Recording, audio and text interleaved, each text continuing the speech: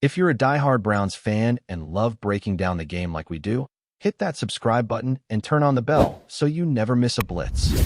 It was one of those Sundays that leave an entire fan base shaking their heads, wondering what just happened. The Cleveland Browns didn't just lose to the New England Patriots. They were outclassed, outplayed, and outmuscled in a 32-13 blowout that exposed cracks in the team's structure from top to bottom. But when head coach Kevin Stefanski walked into his post-game press conference, it wasn't just the scoreboard he had to answer for. It was the mounting list of injuries that's threatening to derail the Browns' season before it ever really got rolling. With the bye week mercifully arriving, Cleveland's biggest challenge might not be fixing its playbook. It might be just getting enough healthy bodies back on the field to compete when play resumes. Stefanski began the post-game injury rundown with the one player no one in Cleveland wanted to see go down: rookie linebacker Carson Schweissinger.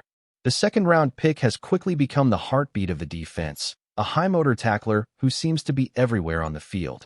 But late in the first half against New England, Schweissinger rolled his ankle awkwardly while pursuing a screen play, and he never returned. The early reports painted a grim picture, some insiders suggesting it could be a 4 to 6 week recovery, but Stefanski, cautious as ever, refused to commit to any timeline. "We'll see how he looks coming out of the bye," he said, his tone carefully measured. That's a week-to-week injury. The good news, if you can call it that, is that the team hasn't yet discussed placing Schweissinger on injured reserve, a sign they're hoping for a quicker turnaround. But even a short absence from their leading tackler is a massive blow to a defense already struggling to find its rhythm. And it wasn't just Schweissinger who limped off the field Sunday. Rookie running back Quinshon Judkins, another second-round gem and the team's offensive spark plug, suffered a shoulder injury that sidelined him midway through the second quarter. Stefanski's update on Judkins was slightly more optimistic. The injury is considered day-to-day, but anyone who watched the Browns' offense after he exited could feel the void. Without Judkins' burst and ability to make defenders miss, Cleveland's rushing attack sputtered to a standstill, forcing quarterback Dillon Gabriel to shoulder the offensive load. Judkins has been a revelation this season, leading the team in rushing yards and providing a physical edge the Browns desperately needed. The hope now is that the bye week gives him enough time to heal, because without his downhill style, this offense loses a key dimension. The bad luck didn't stop there. Cornerback Tyson Campbell, recently acquired to stabilize the secondary, was forced out with a concussion and immediately placed in protocol. It's the kind of injury you can't rush back from, and Stefanski knows it. Campbell's status for the next game remains uncertain, and with the NFL's strict concussion procedures, the Browns won't get clarity until he's symptom-free. Losing Campbell was a gut punch. The former Jaguars standout had begun to mesh well with Denzel Ward, giving the Browns a more aggressive coverage tandem on the outside. Without him, that secondary looked disorganized and reactive, and the Patriots took full advantage. Adding to the defensive woes, veteran safety Rayshon Jenkins also left the game early with a groin injury. Stefanski labeled him as day-to-day, but soft tissue injuries like that are notoriously tricky. Jenkins' absence left a gaping hole in the back end of the defense, forcing backups into roles they weren't ready for.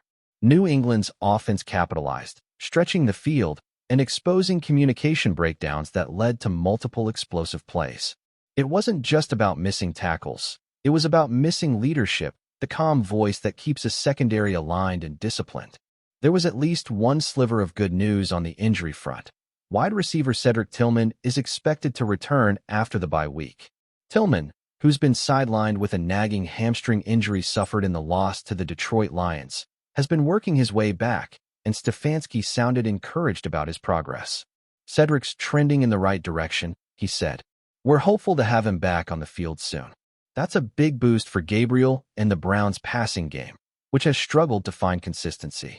Tillman has quietly become one of Gabriel's favorite targets. 11 receptions for 206 yards and 2 touchdowns may not jump off the page, but his ability to stretch defenses and win contested catches has opened things up underneath for other receivers.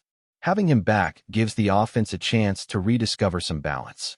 Still, the reality is that the Browns' health situation is a mess. Schweisinger's ankle, Judkins' shoulder, Campbell's concussion, Jenkins' groin. That's 4 key starters either hurt or uncertain for the next stretch. And behind them, depth has been a real issue. Injuries don't just test a team's resilience, they test its identity. The Browns were built to be physical, to control the line of scrimmage, to win ugly if necessary. But right now, they look worn down, like a team that's been playing with its back against the wall for weeks. The bye week could not have come at a better time. Stefanski said as much in his presser, almost exhaling as he said it. We've got some guys who need this rest. We'll use this time to regroup, to get healthy, and to focus on the fundamentals.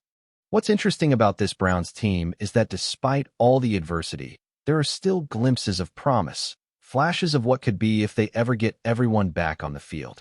Schweissinger, before the injury, was playing like a veteran.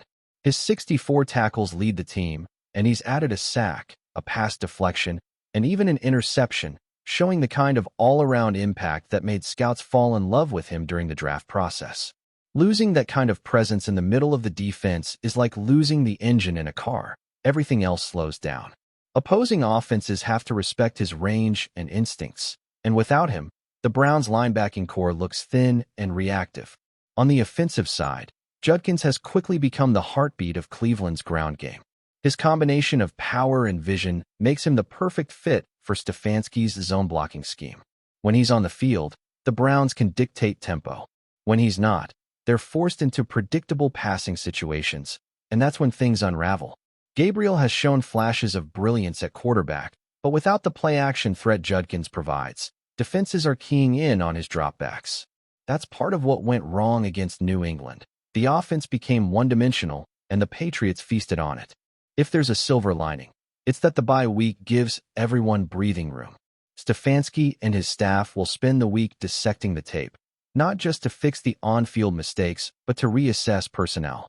Expect the Browns to look at elevating a few practice squad players or even exploring short-term free agent options, particularly at linebacker and cornerback. The margin for error in the AFC is razor thin, and the Browns can't afford to let the injury bug define their season. They've already weathered turbulence before. This is just another storm to ride out. For fans, though, the frustration is palpable. Every time it seems like Cleveland takes a step forward, something pulls them 2 steps back. Injuries, inconsistency, and untimely mistakes have been the recurring theme. But even with all that, there's a sense that this team hasn't lost its fight. You could see it in the way players rallied around Schweissinger as he limped off the field, in the way Judkins tried to convince trainers to let him back in the way Gabriel kept slinging the ball even when the game fell out of reach. There's grit here, the kind that doesn't always show up in the box score, but matters when the season hits its hardest stretch. Stefanski knows this bye week isn't just about healing bodies, it's about resetting minds. The Browns have been their own worst enemy at times, struggling with penalties, missed assignments, and lapses in focus. The loss to the Patriots was humbling, no doubt, but it might also be the wake-up call they needed. As the coach put it, we've got to look in the mirror. Coaches, players, all of us. We're better than what we put on tape. That's classic Stefanski, calm, deliberate, and unwilling to throw anyone under the bus. But the subtext is clear. The margin for excuses is gone. When the Browns return from the bye, they'll face a critical stretch that could define their season. Getting Schweissinger, Judkins, Campbell, Jenkins, and Tillman back to full health will be the first priority. But beyond that, Stefanski's task will be rebuilding the team's confidence. Injuries can shake a locker room, but they can also galvanize it. If the Browns use this downtime to get mentally right, there's still time to turn things around. They're not out of the playoff hunt yet, but they're running out of time to find themselves. For now, though, the story of the Cleveland Browns is one of survival. A battered roster, a frustrated fan base, a head coach trying to hold it all together with tape and belief. It's been a rough start, but football seasons are long, and sometimes the lowest points become the foundation for the biggest comebacks. If Stefanski can get his guys healthy and focused, the second half of the season might tell a very different story. But as of this week, the Browns are limping into their bye and hoping that when they come out the other side, they'll look a lot more like the team they were meant to be. Enjoying the content so far? Smash that like button and drop your take in the comments. We want to hear what you think about the Browns this season. All right, buckle up, because this one's turning into one of those locker room soap operas that could only come from the Cleveland Browns. Yeah, you heard that right. The Browns, The franchise that's been trying for years to shake off its reputation as the NFL's most chaotic roller coaster. And now, right when it looked like they were finally turning the corner, Myles Garrett drops a bomb that's got everyone talking. The all-pro defensive end, the face of the Browns' defense, supposedly broke the silence with a statement that's making waves all across the football world. Nobody on this team wants him back.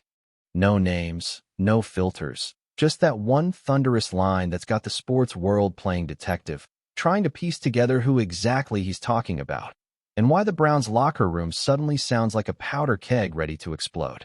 Now, the quote itself, "Nobody on this team wants him back," that's brutal. That's not your everyday locker room frustration or post-game vent. That's the kind of sentence that splits a team right down the middle. And the craziest part? Myles Garrett isn't the kind of guy who usually feeds into drama. He's usually the quiet leader type, the dude who lets his play do the talking, who's been holding down that Cleveland defense for years like a rock. So, for him to speak up like this, it means something. It means something big went down behind those walls in Berea. If you follow the Browns, you know they've had more than their fair share of controversy. Between quarterback changes, front office shakeups, and off-field storylines that make reality TV look tame, it's always something with this team. But this time, the finger-pointing isn't about management or coaching decisions, or even the usual post-loss frustrations. This feels personal. Garrett's words, or the leak of them, depending on how it got out, sound like the culmination of something that's been brewing for a while. You can almost feel the tension, the undercurrent of frustration, maybe even betrayal. Because when a team leader like that says nobody wants him back, it's not about one bad play or one argument. It's about trust being broken. So, the big question that's lighting up sports talk shows and Twitter timelines alike: who's the him Garrett's referring to? Fans are tossing out theories faster than a 2-minute drill. Some think it's about a former teammate who might have left the team under bad circumstances and is now rumored to be eyeing a comeback. Others think it's about a player still technically part of the organization but on thin ice. Maybe someone who's been clashing with coaches or stirring things up in the locker room. And then there are the more conspiratorial voices saying this could even be about a front office figure or a coach, someone Garrett and the locker room just don't vibe with anymore. Whatever the case, it's clear that Garrett's comments didn't come out of nowhere. There's a sense that something snapped. Maybe it's the frustration of another season filled with high expectations and gut-punch losses. Maybe it's something deeper, like a feeling that certain people in the building aren't as committed to the culture or chemistry as the rest of the guys. Myles has always been vocal about accountability. You can see it in his interviews, his pressers, his sideline demeanor. He's not the loudest voice, but when he does speak, his teammates listen. And for him to use words that strong, the message is crystal clear. Whoever he is, the bridge has been burned. And you can bet that inside that Browns facility, everyone's walking on eggshells right now. Imagine being part of that locker room, knowing that one of your captains just made a public statement, or maybe a private one that got leaked, basically declaring that someone is persona non grata. That kind of tension doesn't just go away overnight. Coaches are probably trying to do damage control, team meetings are getting heated, and you just know the PR department is scrambling to figure out how to spin this one. Because the last thing the Browns need, especially with how unpredictable their season's been, is another internal distraction. Now, fans are divided. On one hand, you've got the crowd saying, hey, if Myles Garrett said it, it must be for a reason.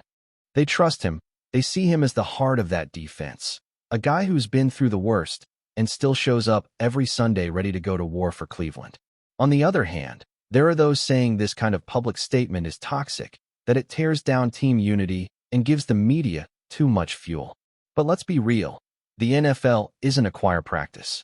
Emotions run high, egos collide, and sometimes leaders have to draw a line in the sand. Garrett's line just happens to be visible to the entire football world right now.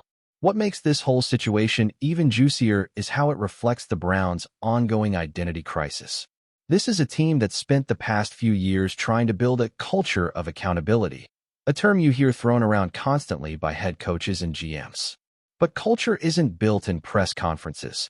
It's built in those tense locker rooms, in those closed-door meetings after a bad loss. And when a star player openly says there's someone who shouldn't come back, it calls that entire culture into question. It makes you wonder, are the Browns truly united, Or are they just holding it together by tape and talent? It's also worth noting how rare it is for someone like Garrett to be at the center of a quote like this. Usually, he's the guy getting praised for his maturity and leadership. He's the guy you point to and say, "That's the cornerstone of our defense." So if he's finally losing patience, that says a lot about whatever's going on behind the scenes. Maybe this is a situation where he feels the locker room's integrity is being threatened. Maybe he's tired of seeing certain guys coast while others give everything. Or maybe he's just reached that point in his career where he's done sugarcoating things. And if you followed the league long enough, you know that this kind of story never exists in a vacuum. The rumor mill starts churning. Suddenly, insiders start leaking little bits of information. Sources say the team is divided, a veteran player feels betrayed, coaches are frustrated with leadership. You can practically see the headlines forming as the hours tick by. Sports radio hosts love this stuff. They'll debate it for days. And all the while, the Browns organization has to decide how to respond. Do they back Garrett and risk alienating whoever's on the other end of that statement? Or do they try to play peacemaker and risk looking weak in front of their star defender? One thing's for sure. If Myles Garrett said what's being reported, it's not going away quietly. This is one of those moments that can define a locker room. Either the team rallies behind their leader and uses it as a turning point, or the cracks get wider and the season starts slipping through their fingers. And for a franchise that's been trying to climb out of the shadow of dysfunction for so long, this kind of public division could be devastating. Because let's face it, every time the Browns start to look like contenders, something happens to derail the momentum. Injuries, off-field drama, internal strife. It's like a curse they just can't shake. But maybe, just maybe, this is different. Maybe this is Garrett putting his foot down, saying enough is enough. Maybe he's doing what great leaders do, setting a standard, even if it's uncomfortable. Sometimes, you have to clean house to move forward. And if the rest of that locker room truly does feel the same way, then he's not just speaking for himself. He's speaking for the whole defense, maybe even the whole team. It's a bold move, sure, but sometimes leadership means being the bad guy for the right reasons. At the end of the day, the Browns have a decision to make, not just about the mystery man Garrett was talking about, but about what kind of team they want to be. Do they want to be the team that keeps letting internal issues spill into the public eye? Or do they want to be the team that finally learns how to turn drama into fuel? The answer could determine not just how this season ends, but how the franchise moves forward for years to come. Because when your best player says nobody wants him back, it's not just gossip. It's a message, a warning, a demand for change. And in Cleveland, where hope and heartbreak have always danced hand in hand, that message couldn't be louder. So, as the dust settles and everyone scrambles for answers, one thing's for sure. Something big is brewing in that Browns locker room. Whether it's a turning point or the start of another downward spiral, only time will tell. But if history's any indicator, Cleveland's never been a place where drama stays buried for long. And if Myles Garrett really meant what he said, then this is just the beginning of a story that's about to get a whole lot messier. Thanks for riding with us on another Browns Blitz. If you liked the video, share it with a fellow fan, hit subscribe, and ring that bell so you're always part of the Dawg Pound conversation. Go Browns!